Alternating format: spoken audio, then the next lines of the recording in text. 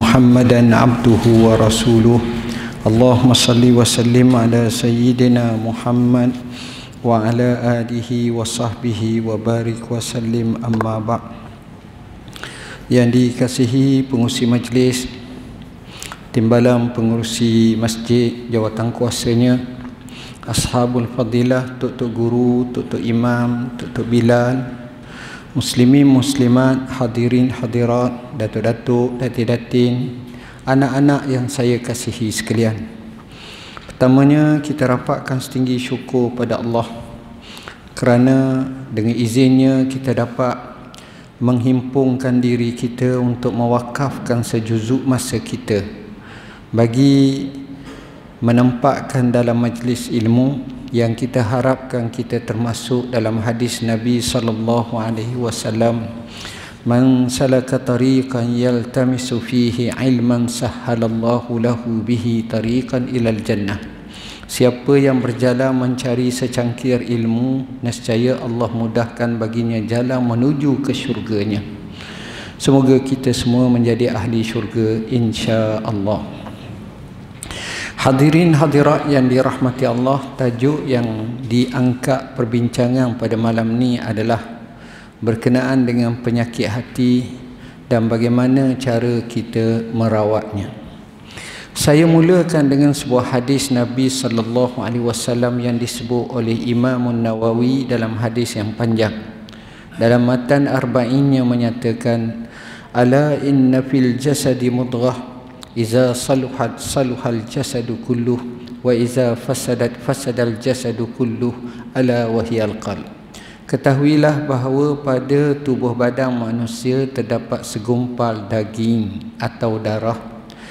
Jika sekiranya dia baik maka baiklah, jika sekiranya dia rosak maka rosaklah seluruh anggota badan itu. Itulah dia hati. Hati ni ada dua, tuan-tuan. Satu, hati zahir dalam fizikal. Sakit yang ini dia perlu rawatan secara zahir, pergi ke hospital, ke klinik pakar dan buat operation atau makan ubat. Yang ini kita tak bincang. Tetapi yang dimaksudkan dengan hati di sini adalah hati sanubari, hati yang menerima cahaya ilahi, hati yang boleh merasa takut kepada Allah. Sebagaimana doa Nabi untuk berlindung, antaranya Allahumma inni a'udzubika min ilmin la yanfa' wa min qalbin la yakhsha. Ya Allah, aku minta berlindung denganmu daripada ilmu yang tak memberi manfaat dan hati yang tidak khusyuk kepada Allah. Jadi hati itu lain.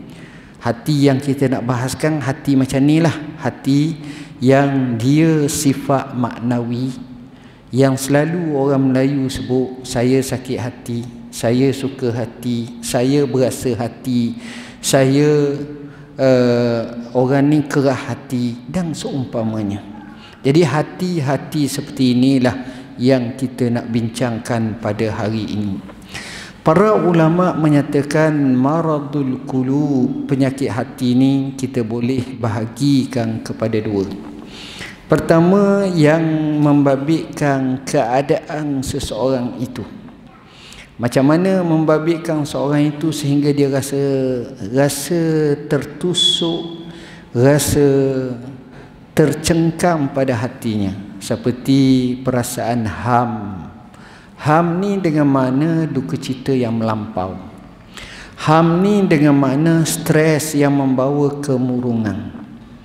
Sebab itu seorang ulama yang terkemuka, iaitu mujaddid dan mufakkir Islami, Syekh Muhammad Al-Ghazali rahimahullah, ulama daripada Mesir, meninggal dunia sekitar tahun 1997, menyebut di dalam bukunya yang bertajuk Jaddid Hayataka, dengan mengemukakan satu pandangan daripada seorang ahli falsafah barat, Daniel Carnegie, untuk menyatakan bagaimana tentera Amerika dalam perang dunia kedua dulu terkorban lebih kurang 300,000 orang, hampir dalam 10 tahun peperangan tu.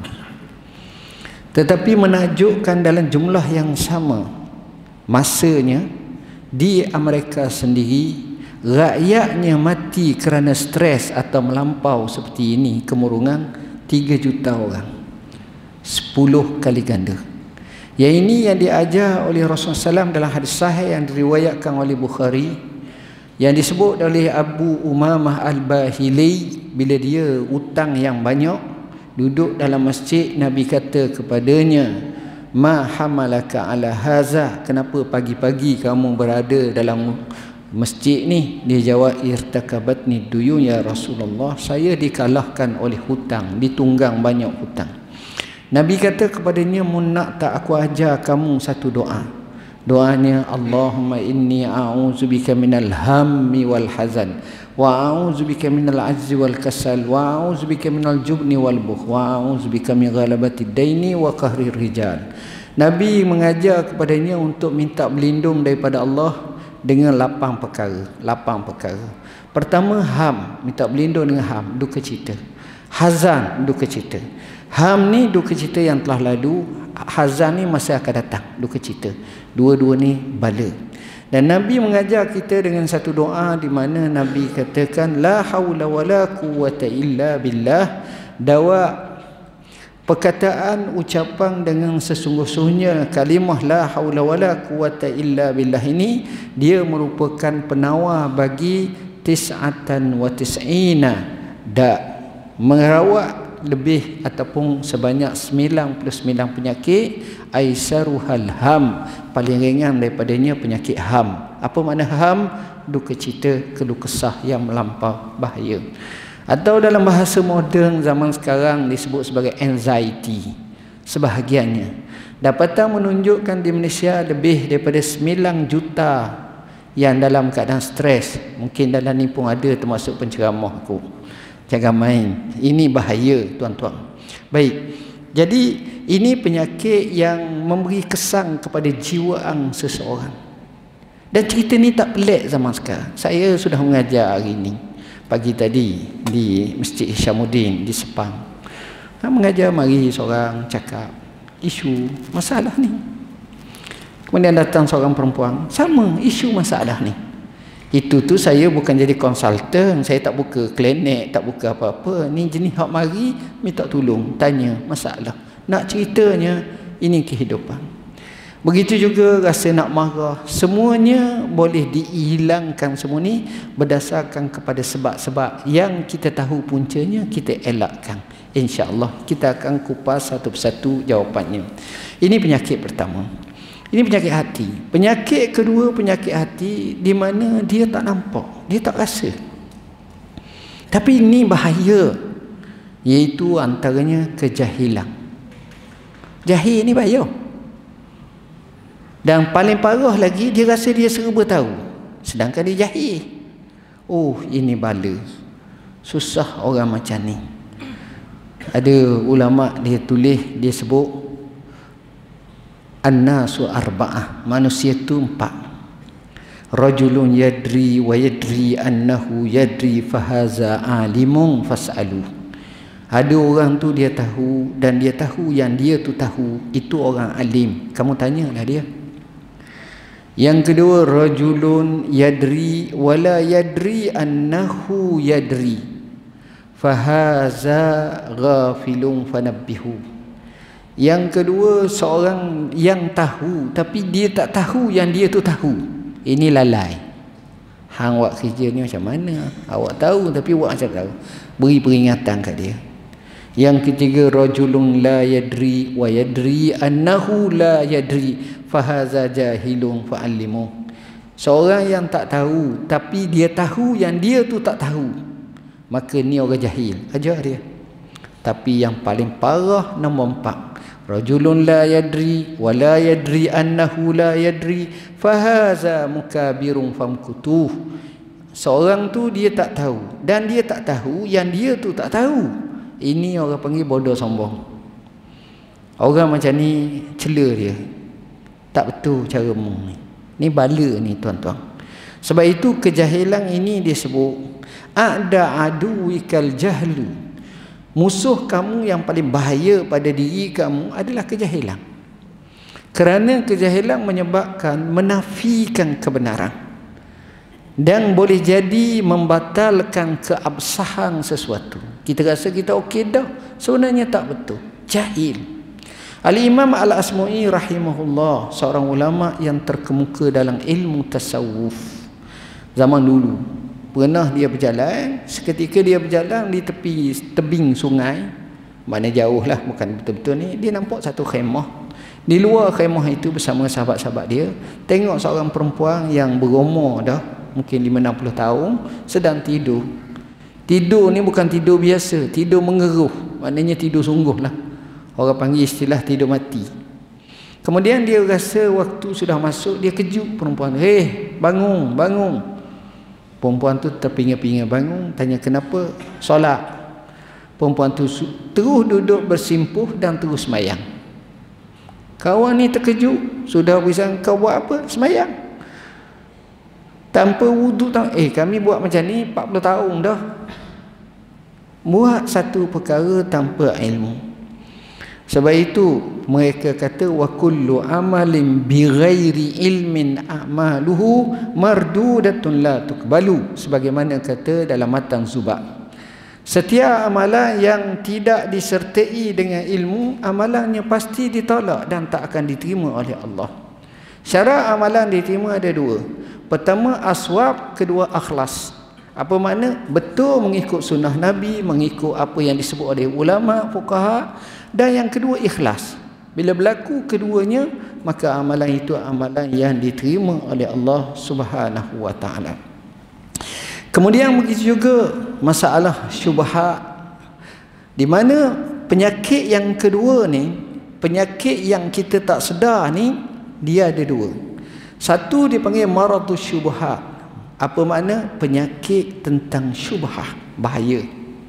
Dan penyakit yang kedua dia panggil maradu asyahwat, penyakit berkenaan dengan rebah dengan hawa nafsu ataupun syahwat. Kedua-duanya kita minta berlindung dengan Allah Subhanahu wa taala. Seorang ulama telah menyebut, bila dok kaji tentang penyakit hati ini, kita simpulkan kepada dua. Pertama dipanggil penyakit dengan sebab fasadul ilmi, iaitu rasaknya ilmu. Bila rasaknya ilmu, maka di situ dia akan membawa kepada apa? Kejahilan. Bila rasaknya ilmu, dia membawa apa? Kesesatan. Dia membawa kepada ilmu tak ada, sesat. Natijah daripada sesat itulah rasaknya ilmu. Dan yang kedua dipanggil fasadul qasdi. Rasaknya kehendak, tujuan, hala tuju, direction, objektif ataupun hadaf. Rasak, tak tahu. Awak hidup di dunia apa? Tahu nak makan, nak minum, nak ni. Itu hayawan. Beza antara hidup nak makan dengan makan nak hidup. Walaupun kalimah tu tukar depan ke belakang, belakang ke depan, beza. Manusia hidup, makan ni nak hidup. Hayawan tu hidup nak makan. Sebab kita Allah beri satu tugasan, sebagaimana dalam surah Zariyat, wa ma khalaqtul jinna wal insa illa liya'budun ma uridu minhum min rizqin wa la uridu an yut'imun innallaha huwar razzaqu dzul quwwatil matin. Baik, maknanya aku tak ciptakan kamu, tidak ciptakan jin dan manusia kecuali untuk ibadat kepadaku. Aku tak minta daripada mereka sebarang rezeki, dan aku tidak minta supaya mereka beri makan kat aku. Sesungguhnya Allah itu maha kuat lagi maha ampuh kekuatannya, pemberi rezeki. Tuhan tu pemberi rezeki. Yang kedua, bila rasaknya, apa ni kita kata qasak itu, yang ini dia akan melahirkan rasa marah. Sebab dia tak tahu. Dan marah ni menyebabkan rasaknya matlamat. Dia tenang, adalah orang yang berjaya. Justru apabila kita tengok kedua-duanya ini, sesak campur dengan sifat marah, dua-dua inilah punca dan menguasai segala penyakit hati. Tuan-tuan kena ingat dua perkara ini. Apa dia? Nombor satu, berkenaan dengan kesesatan, dan nombor dua, berkenaan dengan sifat marah yang tak tentu hala. Dua-dua ini mendokongi, merajai akan sifat-sifat rosaknya hati itu, punah ataupun kita kata penyakit hati.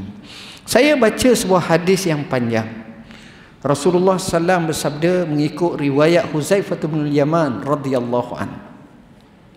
Disebut dalam hadis Rasulullah SAW bersabda, tu'radul fitanu 'alal qulubi ka'ardil hasiri udan uda. Seolah-olah hati, fitnah-fitnah ini akan dibentangkan kepada hati-hati manusia, samalah dibentangkan kepada tika-tika ni, pada tika yang orang buat anyang, dan udang sikit satu-satu. Fa ayyu qalbin ushribahu nukitat fihi nuktah saudat. Mana-mana hati yang mana telah diberi kepadanya perkara yang tak baik, akan dititik padanya satu titik hitam. Wa ayyu qalbin ankaraha nukitat fihi nuktah bayda hatta ta'udal qulub ala qalbaini. Mana-mana titik, mana-mana hati yang tak boleh terima kejahatan, kemungkaran semua sekali, dia selamat, dia sisih dan dia bertaubat kepada Allah, akan ditulis atau dititik padanya dengan titik-titik yang putih, yang sehingga hati keseluruhannya terbahagi kepada kedua. Sama ada qalbun aswa mirbada, menjadi hitam legam, kalkuz makhziya ataupun makluba, seolah-olah macam kuali ke ataupun belakang peruyuk yang hitam yang terbalik, sehingga tahap hati itu la ya'rifu ma'rufa wa la yunkiru munkara. Hati itu tak kenal hak mana ma'ruf, hak mana munkar. Bala tuan-tuan, Allah tukar jadi tak tahu, bagi dia selamba je, relax berada, tak ada kisah. Wal iyazabillahi min zalik. Illa ma ushriba min hawa, melainkan kerana telah dikuasai oleh hawa nafsunya. Gelap, Allah hijabkannya, tak nampak sampai tahap tu. Dan yang kedua yang kita dambakan, wa qalbun abyad fala tadurruhu fitnah ma damatis samawati wal ard. Ada hati yang bersih. Hati ini tidak sekali-kali boleh dimudaratkan oleh fitnah apa-apa pun selama mana langit dan bumi masih wujud. Dia ni Allah pelihara. Kadang-kadang kita boleh uji hati kita tuan-tuan. Sama ni contohnya kita cakap isu Palestin. Contoh. Lebih tepat lagi isu Gaza. Mungkin saya bawa satu slide, saya tunjuk gambar satu-satu yang real. Hak jenis cabut kepala, hak jenis kena macam-macam. Saya kata derma lah semua. Tuan-tuan pun derma, ada yang RM1, ada yang RM10. Tapi tuan-tuan tengok di tepi tuan-tuan tu derma RM500. Habis. Hati tuan-tuan berasa apa kat dia? Tuan-tuan rasa apa kat dia? Tuan-tuan kata Allah baiknya dia. Siapa tak ingat langit bumi derma ni, kan nak makan nasi goreng, mi goreng lepas ni macam mana pula. Tengok. Tapi kita tahu, kita dalam hati kita tetap kata orang ni orang yang baik. Betul tak? Sebab bila baik ni ukuran hakiki bukan lagi amalan. Amalan ini sebagai petunjuk biasa. Dia ni baik. Tapi hakikinya sampai kepada tahap baiknya hati. Saya contoh paling mudah lah, saya untuk analogi. Ada 5 orang di masjid ni. Seorang terkena kaki baca Quran, Masya Allah. Setiap minggu sekali khatam, Masya Allah. Sehingga orang panggil Pakda Quran. Ataupun pak dia khatam. Kuat khatam. Seorang lagi namanya Lah Abdullah. Yang ni kuat zikir tasbih. Tasbih dia ada dua. Subhanallah. Subhanallah. Dia bukan nunjuk dah, memang bahasa dia dah daripada dulu lagi. Subhanallah. Subhanallah. Nak kata gua ni kuat sangat. Dan nak tengok ke apa? Sehingga orang panggil lah tasbih kuat. Lah zikir kuat. Nombor 3 pula ada seorang lagi. Nama dia Mak Ahmad. Orang panggil Mak Solat. Dia mari masjid awal, dia kaki semayang. Kalau semayang sunat, semayang dia. Oh, rajin mak ni solat. Ya Allah, rajin solat. Jadi mak solat orang panggil. Kena ada mak solat. Oh, kena. Oh, dia. Semua buat hak sunat tu memang dia mungkin dia 100 rakaat sehari semayang. Sampai hak wajib 17 tu. Dia kuat. Bagus. Dan seorang lagi ni terkenal pula sebagai contoh. Dia ni suka umpamanya bersih masjid. Mari masjid kau vacuum masjid ni bagus. Yang orang kata bagus, dia datang awal masjid duk bersih, bagus. Ini nama ahli masjid. Ahli bersih. Ahli bersih cukup. Ada semua. Hak kaki khatam Quran, hak kaki bermayang, hak kaki zikir tasbih, hak kaki bersih masjid. Dan ada seorang lagi ni dia buat semua. Tapi sikit-sikit. Dia mari masjid, dia semayang, dia baca Quran, dia kadang-kadang tolong hak tukang bersih masjid. Dia buat je biasalah. Baik.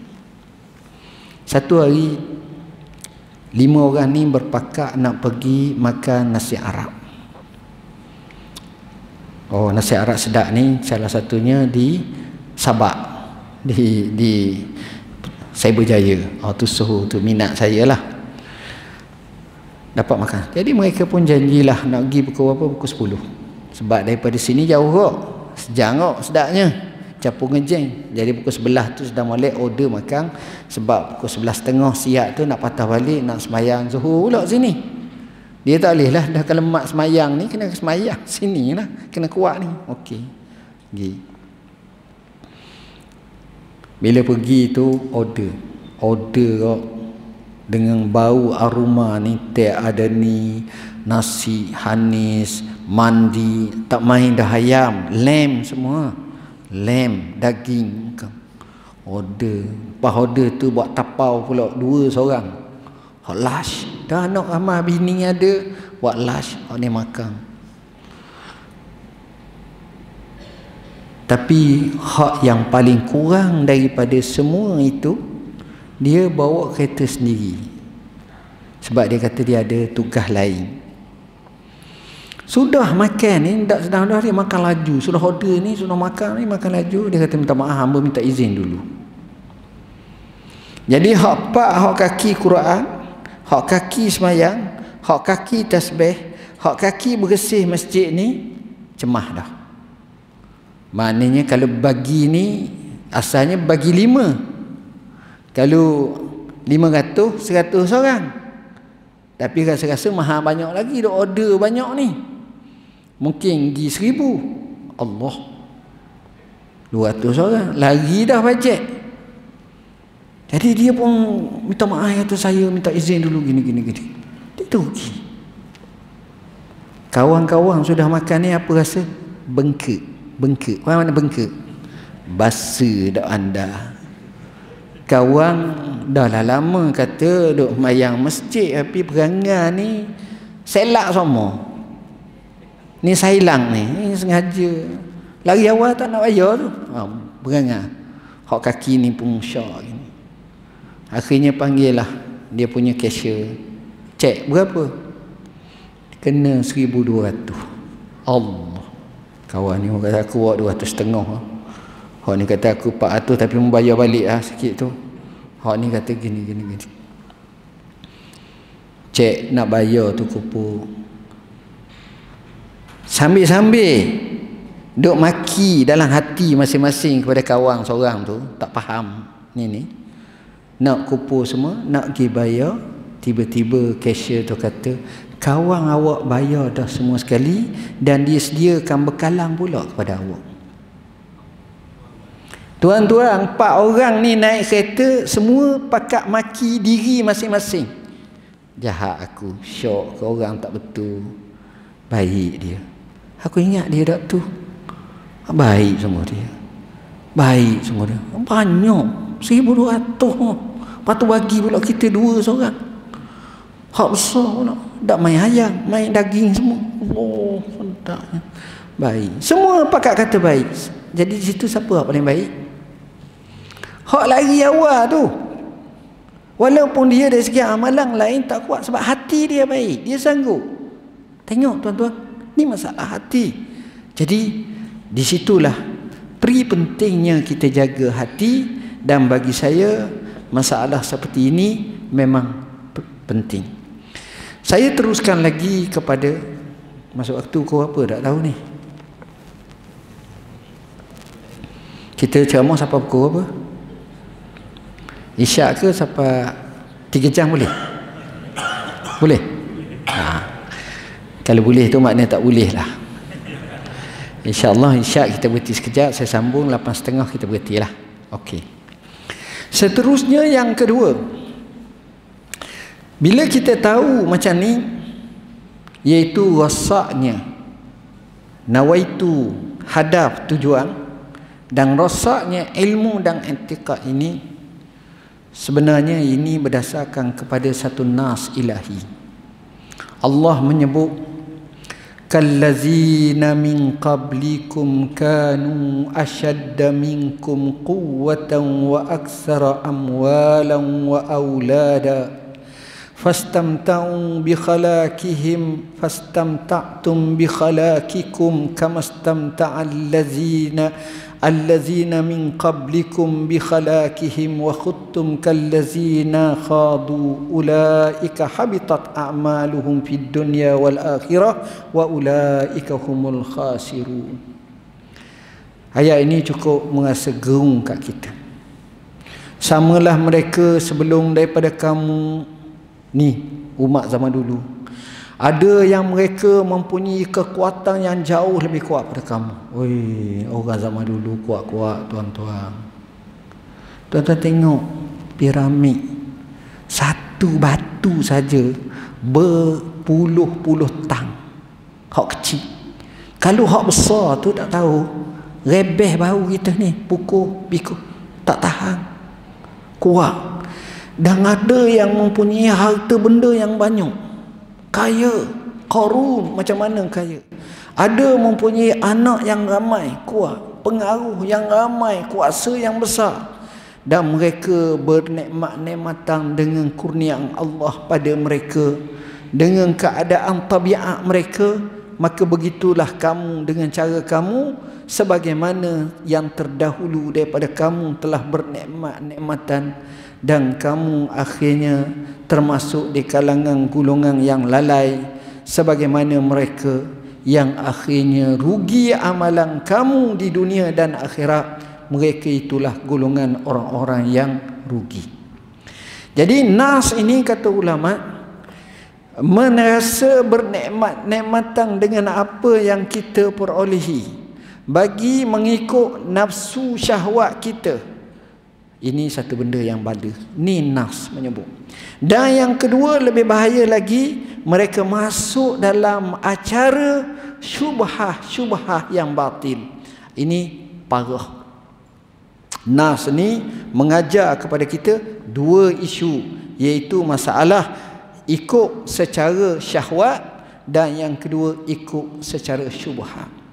Sebab itu seorang mufakir Islam yang terkenal, iaitu Amir Shakib Arsalan, dia karang satu buku yang bertajuk Limaza Ta'akhkharal Muslimun wa Taqaddama Ghairuhum. Kenapa umat Islam mundur sedangkan bangsa ataupun umat yang lain jauh ke depan.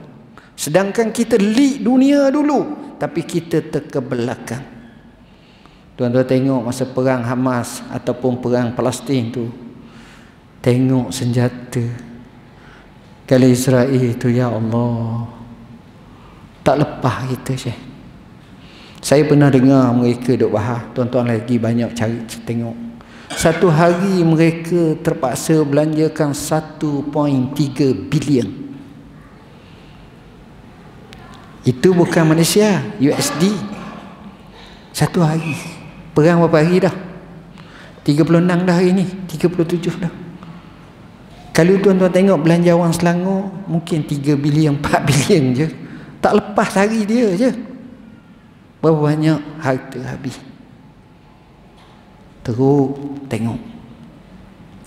Jadi dia sebut, Amir Syakib kata penyakit ni ada dua. Satu dipanggil penyakit syahwat. Nak ke perempuan, wal'iyazubillah, bukan tak boleh nak kahwin, tapi maksudnya berzina, termasuk buat yang penjarahan, wal'iyazubillah, nak sama-sama lelaki, LGBT, macam tak boleh. Atau kata orang berpeleseran sampai tak ada matlamat hidup. Ini maradus syahwat. Dan yang kedua, maradus syubhat. Hak ni syubhat. Saya nak pergi laluan azan dulu. Siapa dia Tok Bila? Masuk air waktu. Menggejang saya masuk dah. Jadi tak apalah, Tok Bila pergi kat azan. Cukup 1 minit tu. Pergi dululah, insya-Allah.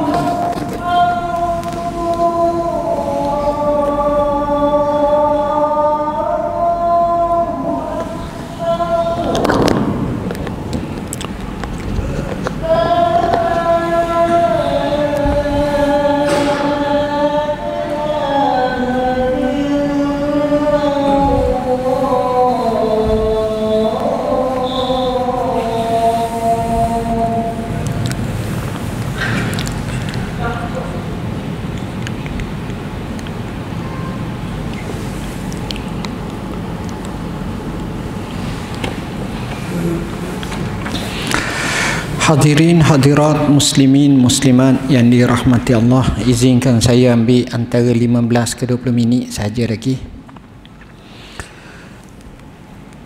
Sebagaimana yang saya nyatakan bahawa terdapat dua jenis penyakit. Penyakit yang pertama telah kita bincangkan terlebih dahulu, iaitu maradu asyahawat, penyakit mengikut hawa nafsu ataupun syahwat. Banyaklah kita tengok. Penyakit yang kedua yang lebih parah lagi, maradu syubuhat. Kerana syahwat ni kita nampak tunjuk. Syubhah ni dalaman hati, yang Allah sebut dalam Quran, fi qulubihim maradun fazadahumullahu maradah. Pada hati-hati mereka tu terdapat penyakit, maka Allah tambah lagi penyakit tersebut.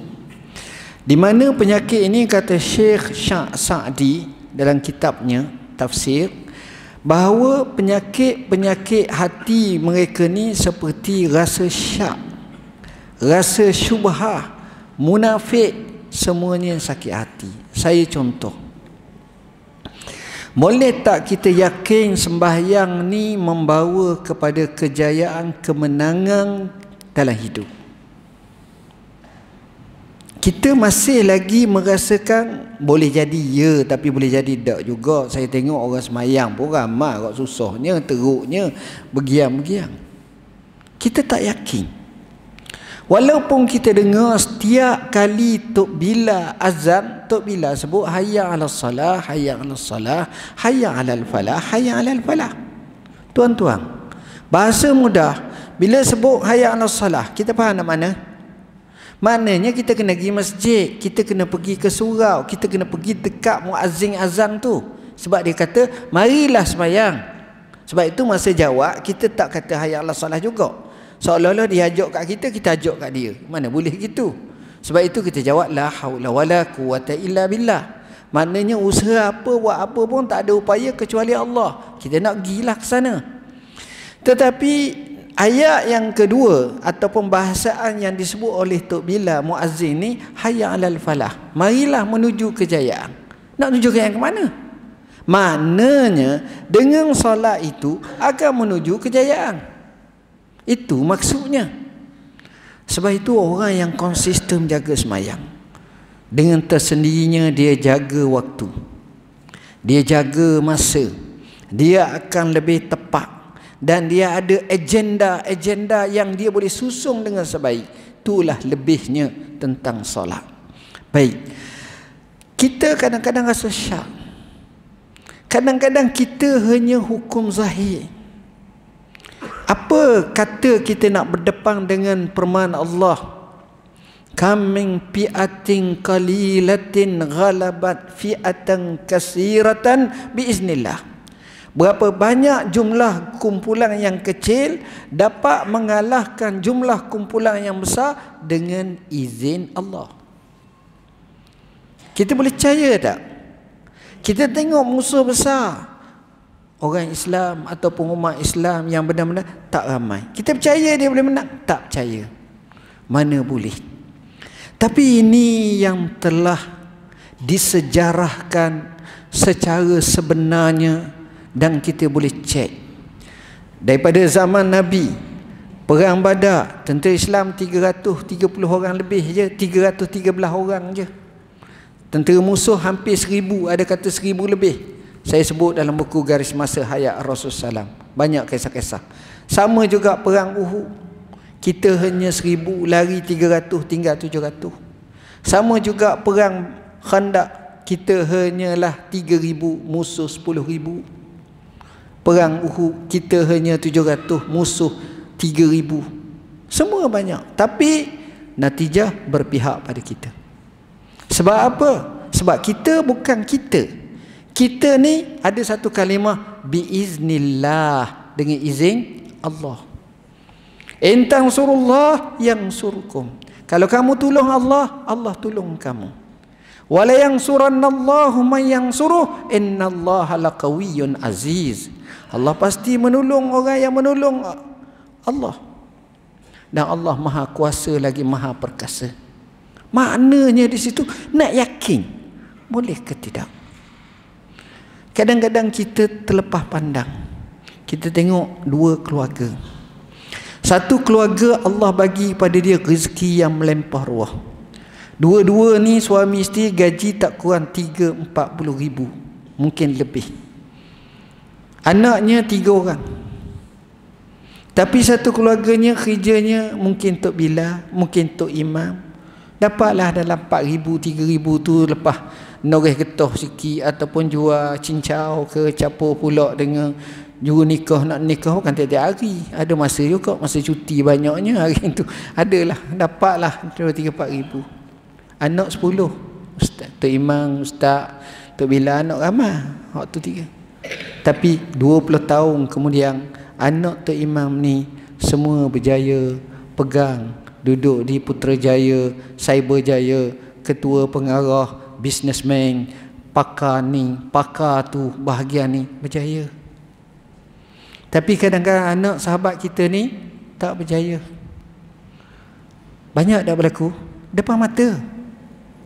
Kenapa? Kita tengok Tok Imam ni dia yakin rezeki tangan Allah. Tok Bila ni dia yakin akhirnya dengan cara makanan yang halal, dengan cara keadaan macam tu, dilibatkan agama, dilibatkan isu ibadat, semayang, diprihatin dan dicanakannya, tengok berjaya. Cerita ni bukan cerita seorang, bukan 2 orang, hampir banyak tempat. Kalau tuan-tuan tengok. Jadi dengan sebab itu kita katakan yakin kepada Allah. Bila kita baca ayat Quran kita yakin. Siapa yakin di kalangan kita takwa itu penyelesai masalah? Takwa juga, tapi benda lain kita ni pula. Allah sebut wa may yattaqillaha yaj'al lahu makhraja wa yarzuqhu min haitsu la yahtasib. Tapi berapa orang boleh yakin? Macam mana nak yakin macam tu? Sampai tahap siapa yakin sedekah menyebabkan rezeki jadi murah? Nabi SAW sebut 2 malaikat datang tiap pagi dan tiap petang ataupun malam doa, Allahumma ati munfiqan khalafa wa ati mumsikan talafa. Ya Allah, berilah kepada orang yang bersedekah itu gantian, berilah kepada orang kedekut itu kehilangan. Saya sebut dalam buku Keajaiban Sedekah. Banyak kisah pelik-pelik. Saya ambil kisah moden sebab kisah lama ni orang rasa lama dah. Ambil kisah moden. Ada seorang tu di Morocco. Allah bagi dia kaya. Datang seorang doktor daripada Saudi namanya Khalid bin Jubair. Nak rawat pesakit ni secara volunteer ni tepat tak ada, equipment hak perubatan tak cukup. Dia susah hati. Datang seorang pasien perawatnya, pesakit dia ni kata kalau kamu nak bantuan kamu hubung nombor orang ni. Dia pun pergi telefon. Orang ni kata tak apa, mari. Ni gaya orang kaya lah, orang kaya. Bila mari dia kata tak ada cakap banyak, dia kata mari cerita masalah dia. Okey, saya bagi 1 juta. Dia ingat 100,000 je, 1 juta. Kejut kawan ni. Dia kata jangan bimbang, kamu khabarkan kepada seluruh orang. Wallahi, tidak aku bagi kamu 1 juta hari ni, akhir minggu depan ataupun minggu ni aku akan dapat 3 juta. Wallahi, ceritalah kepada orang. Dan betul, dia yakin. Dan dia kaya. Anak dia beri syarikat besar gini-gini. Dia bina hospital berapa banyak. Banyak saya cerita dah ni, saya tak nak ceritalah banyak. Maknanya yakin dengan sedekah. Yakin. Ibadat dalam Islam ni satu je, yakin. Kita yakin tak pada Allah? Yakin juga pada Allah, tapi benda lain. Kita ni. Nabi ketika mana dia berehat di satu tempat. Jadi dia nak tidur, orang lain larilah, maknanya tak dekat dengan Nabi sebab Nabi nak tidur. Datang musuh mengendap masuk, kejut Rasulullah. Ya Muhammad, man ya'simuka an sayfi haza. Wahai Muhammad, siapa yang dapat menyelamatkan kamu daripada pedang aku ni sekarang? Aku taklah bunuhmu dah tidur. Tak gentleman, bunuh dalam keadaan jaga. Nabi bangun. Bila tengok itu Nabi kata, Allah. Kalau kita sujud kat dia, minta maaf lah, aku tak boleh lah, aku ikutlah apa munak gini. Tengok. Nabi jawab, Allah tak pasal-pasal pedang jatuh. Nabi ambil, siapa yang dapat selamat kamu daripada pedang ni?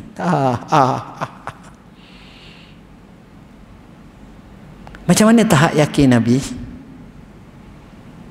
Kita tak mampu, tuan-tuan. Sebab ni yakin. Sebab tu iman ni dia kena tengok. Dia bukan cakap je. Dia bukan masalah kata aku beriman. Sebab itu dia ada tasdiqum bil qalb wa iqrarun bil lisan wa amalun bil jawarih awil arkam. 3 syarat. Kita sebut lafaz asyhadu an la ilaha illallah wa asyhadu anna muhammadar rasulullah, kita imani dalam hati, dan yang ketiga apa kita buat? Kita lakukan sebagaimana mentala iman tu kena perlakuan. Jadi masalah ni penting, kita kena tengok dan kita kena faham betul-betul. Kerana masa tak sempat, saya nak jawab kepada persoalan terakhir, bagaimana cara kita nak merawat hati yang sakit ini. Pertama sekali saya kemukakan jawapan daripada Yahya bin Muaz Ar-Razi rahimahullah. Dia seorang ahli tasawuf. Dalam pengamatan dan penelitian dia menyebut bahawa rawatan kepada hati ini ada 5 jenis. Nanti kita tambahlah orang lain lagi, tapi kita sebut hak dia dulu. Ada 5 jenis cara kita nak merawat hati kita ni. Pertama, baca Quran dengan tafakkur. Baca Quran, faham makna, tafakkur. Quran ni dia pelik, tuan-tuan. Baca pun dapat pahala, tak faham pun dapat pahala. Dan Nabi tak kata lam aqul alif lam mim harf, walakin aqulu alif harfun wa mimun harf, lam harf wa mimun harf. Dan setiap huruf itu dibayar dengan satu kebajikan. Maknanya, tuan-tuan, baca pun dapat pahala. Orang yang gagap, orang yang payah nak sebut Quran tapi dia belajar, dia masih dapat 2 pahala. Rasulullah SAW bersabda, al-mahiru bil Quran ka as-safaratil bararah wal ladzi yaqra'ul Quran wa huwa yata'u alaih wa huwa syakun alaih fa lahu ajrani au kamakan. Orang yang baca Quran dengan mahir, dia bersama dengan para duta-duta, malaikat-malaikat yang mulia. Sebab dia lancar, dia laju macam hafiz. Ini disebut hebatnya Quran. Kedua, khala'ul batan. Kosongkan perut.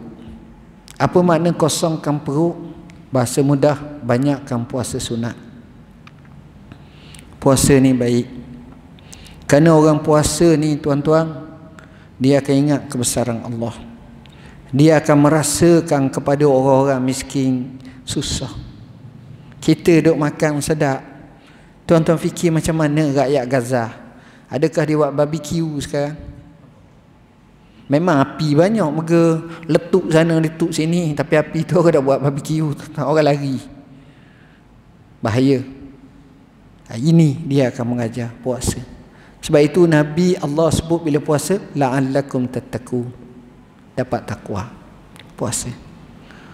Yang ketiga, qiyamul lail, bangun malam, sembahyang malam. Sembahyang malam ni bagus.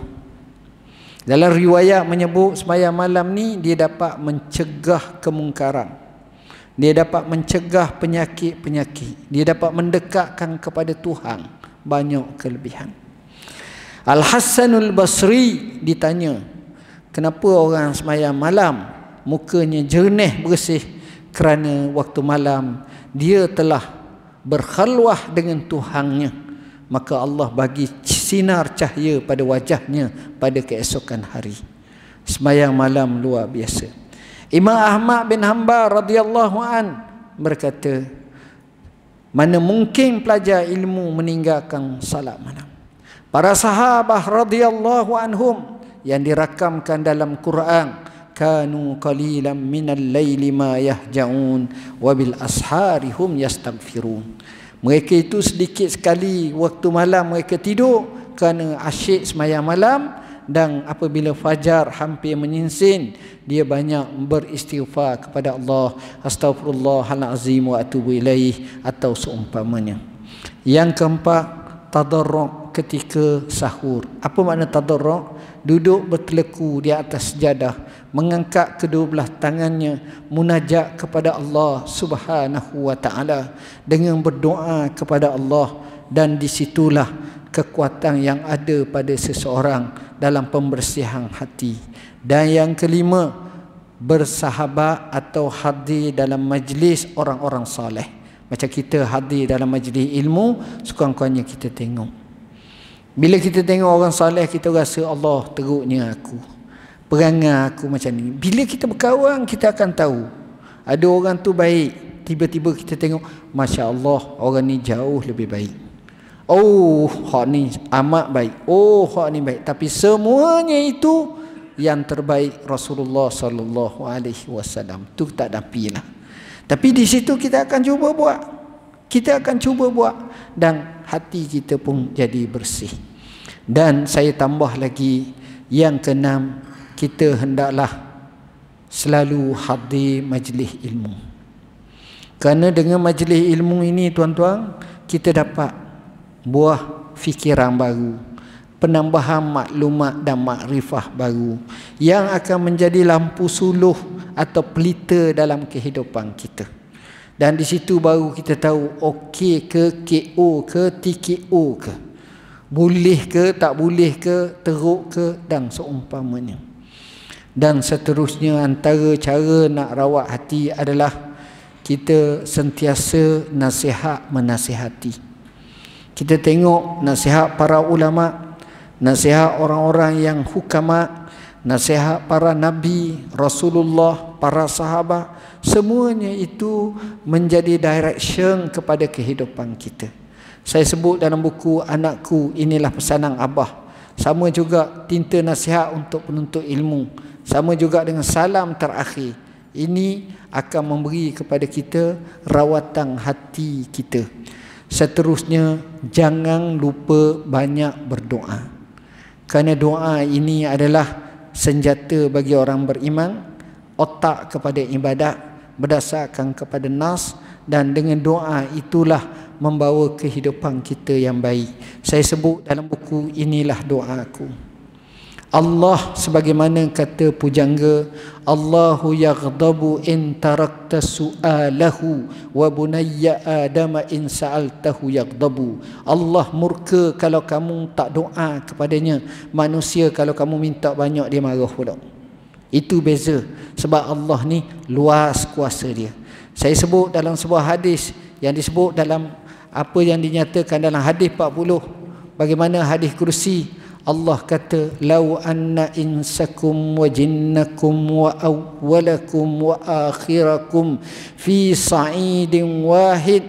Kalaulah jin di kalangan kamu daripada dulu dan manusia daripada kamu dulu sampai hak akhir sekali manusia, maknanya jin berapa juta, berapa bilion, semua sekali Allah saja yang tahu. Sampai kiamat ni, minta dengan Allah, duduk satu banyak. Minta tu jangan minta sikit, jangan minta 3,000. Minta kalau boleh, kalau sebuah selangor minta, biar banyak. Minta biar besar-besar, 10 jayang, biar besar-besar. Minta besar-besar semua. Pakat minta banyak-banyak semua. Kalau aku bagi semua, mazada min mulki syai'a. Tidak ma naqasa min mulki syai'a. Tidak luak sikit pun kerajaanku. Ibarat kita ambil jarum, lalu kita letak pada jarum tu, dia ada boleh teluh benang tu, kita letak celup dalam laut, kita akak banyak tu je hak lekat. Mana adakah air laut tu akan turun sampai 3 meter ke bawah? 3 meter apa dak gerak. Air laut dia tak banding air dalam gelas ni, air dalam gelas ni pun tak nampak dah. Itu nak cerita Allah ni maha kaya. Allah ni maha kaya. Jadi apa salahnya kita minta ke Allah? Saya sebut dalam buku ni hadis 40. Jadi tuan-tuan, daripada apa yang saya dapat, saya nak khulasahkan dan saya nak rumuskan di sini ialah Penyakit hati ni selalu kita muhasabah. Nombor satu, belum kita tidur, kita istighfar banyak-banyak. Astagfirullah, astagfirullah. Nabi menyebut dalam sebuah hadis, innahu la yaghanu ala qalbi wa inni la astaghfirullah kulla yawmin mi'ata marrah atau kama qala. Kadang-kadang hati aku merasa gelisah, susah, maka aku istighfar kepada Allah setiap hari 100 kali. Para ulama kata Nabi itu maksum, tak dosa, tapi dia istighfar ta'liman wa irsyadan li ummati. Dia nak mengajar, nak mendidik dan nak menunjuk kepada umat dia tu. Kalau Nabi macam tu, kita sepatutnya kena banyaklah, kurang-kurang pun 100 ikut Nabi. Itu dia. Jadi kita kena istighfar kepada Allah. Kemudian kita cuba untuk maafkan kesilapan orang kepada kita, dan kita juga mohon kepada Allah, Allah ampunkan dosa kita. Jadi hati kita ni taklah ada bengkak. Yalah, kadang-kadang kita rasa geram. Tuan-tuan kena ingat begini, hukuman Tuhan jauh lebih teruk daripada hukuman manusia. Kama tadinu tudan, sebagaimana kamu buat begitu, begitulah kamu dibalas. Jadi buatlah yang baik sebagaimana yang dinaskan dalam Quran, wa ahsin kama ahsanallahu ilaik, dan hendaklah kamu buat yang baik sebagaimana Allah buat baik kepada kamu. Jadi saya rasa sekadar itulah yang dapat saya sampaikan. Mohon maaf bahasa yang saya ambil terlebih masa yang ni, dan mudah-mudahan ia memberi satu kefahaman yang baik kepada kita. Jangan lupa doa untuk saudara-saudara kita di Palestin, di tempat lain. Mudah-mudahan Allah beri sinar kehidupan mereka. Bismillahirrahmanirrahim. Allahumma fakirna fid din al-mutawi. Allahumma ja'alna minal ladzina yastami'una fayattabi'una ahsanah. Allahumma anjil mustad'afina minal mu'minin. Allahumma anjil mustad'afina minal mu'minin. Allahumma anjil mustad'afina minal mu'minin. Allahumma rabbana hab lana min azwajina wa dhurriyyatina qurrata a'yun waj'alna muttaqina imama. Allahumma akrimna wa la tuhinna wa atina wa la tahrimna wa asinna wa la tusir alaina wa ardina wa arta'na. Allahumma rabbana atina fid dunya hasanah wa fil akhirati hasanah wa qina azabannar. Wa sallallahu Muhammadin wa ala alihi wa sahbihi wasallam. Walhamdulillah. Wassalamualaikum warahmatullahi wabarakatuh.